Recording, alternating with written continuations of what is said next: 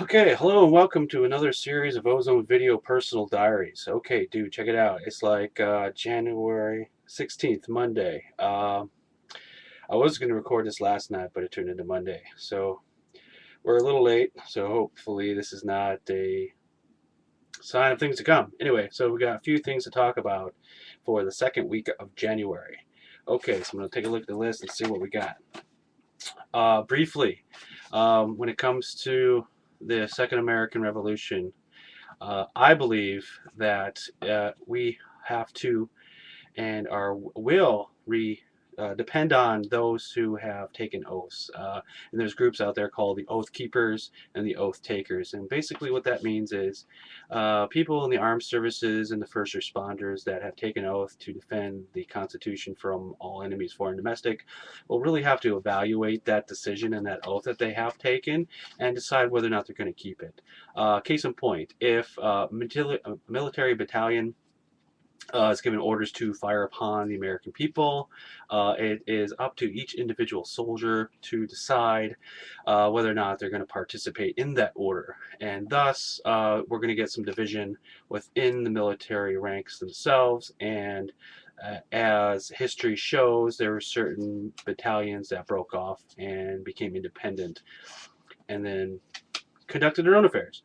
And thus the revolution starts. So ultimately, for those who have guns, will use them, and those who don't will run ultimately away from that. So hey, look out for the oath keepers and the oath takers. That's the word that we know so far. Okay, now let's get on to the bank of foreclosures. Bank of America, up to no good. They got caught. You know, $33 million lawsuit. So they're going to be paying for that.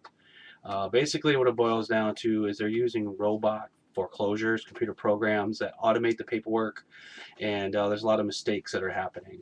Some serious mistakes like foreclosing on the wrong homes, foreclosing on homes they don't even own, foreclosing homes that people paid in cash, etc., etc. So they fucked up in a big way, and they're going to pay for it. But what that means is, for all you anonymous folks out there who have any bit of hacking skills, go get them, man. Robo foreclosures. Use your imagination. Go wild. That's what I'm saying. Okay, moving right along. So what else we got? This is something you can do locally, in your own region, in your own town, wherever across the world, and it goes something like this. Basically, there is a legal structure in which you can file forms to claim abandoned property. Basically, you find out something that's been sitting for a while, abandoned, nobody wants. Basically, you talk to the city, you talk to the county, whoever owns. It's probably state, county officials that have the abandoned property. They can't sell it. But basically, they need taxes. So if you sign an agreement to say you're going to pay taxes, they'll give it to you. 40 acres, abandoned lots, abandoned factories, whatever. Shit's everywhere. Nobody can use it fast enough. So if you are in the know and got the paperwork, go claim your abandoned shit today. Okay, next up.